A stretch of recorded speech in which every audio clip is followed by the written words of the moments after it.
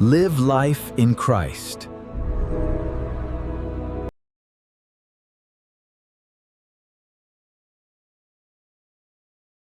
Through the wilderness, they carried not just burdens, but the presence. In loss, they became the keepers of memory and wisdom. Dat is je de hoofdverdienst.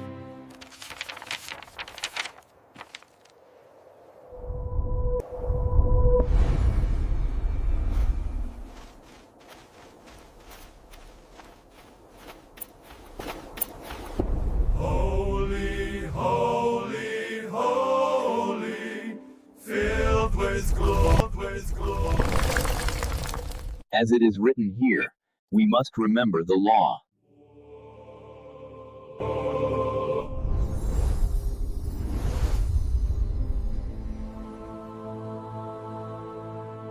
In modern Judaism, the Levites hold a quiet, secondary place of honor.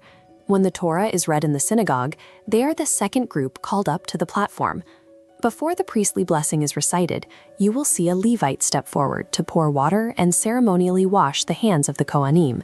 It is a peaceful gesture of quiet service. But thousands of years ago, their service looked nothing like this. In the deep desert of the ancient Near East, the Levites were the zealous, physical protectors of the sanctuary. This tribal militia, once the physical enforcers of the wilderness, eventually transformed into the scholarly architects of modern Jewish prayer. This shift from guards to servants was only the first step in a sequence of transformations that would keep the tribe and the faith alive for the next 3,000 years.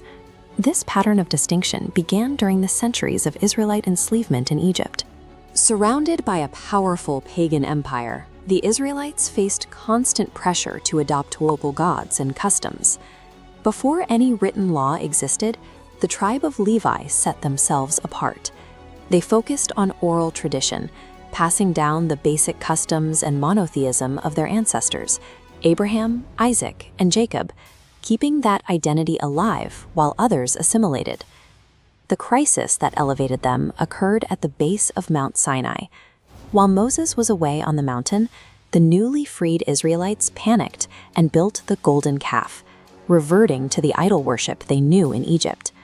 Moses returned and demanded to know who remained on the Lord's side.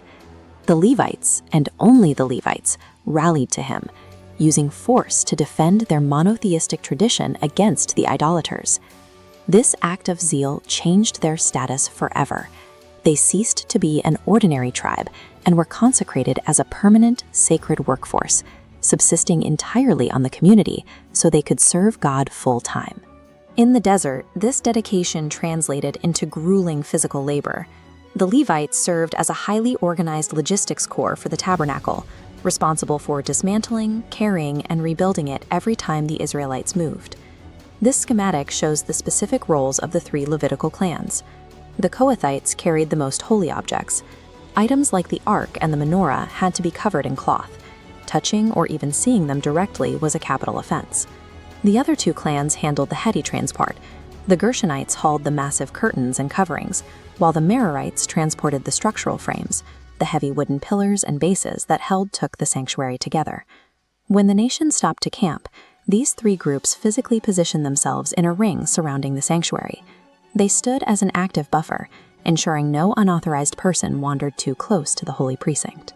During this wilderness period, their religious service was defined not by study or prayer, but by manual labor and physical security. By the time of the monarchy under King David, the landscape had changed. The nation had settled the land, and the heavy transport days of the mobile tabernacle were over. This created a new problem. A census counted 38,000 Levites over the age of 30. Israel now had an enormous, dedicated workforce with no sanctuary left to carry. David reorganized the tribe into specialized professional guilds. Thousands were assigned as gatekeepers, while others managed the national treasury or served as legal judges and administrators throughout the tribes. Their most significant new assignment was artistic.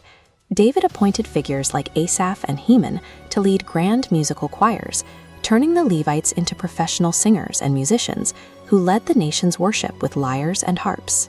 By the end of David's reign, the tribe had transitioned from manual laborers into the kingdom's elite civil servants and professional artists. In the year 70 AD, the Roman army breached the walls of Jerusalem and set the Second Temple ablaze. This was an existential crisis.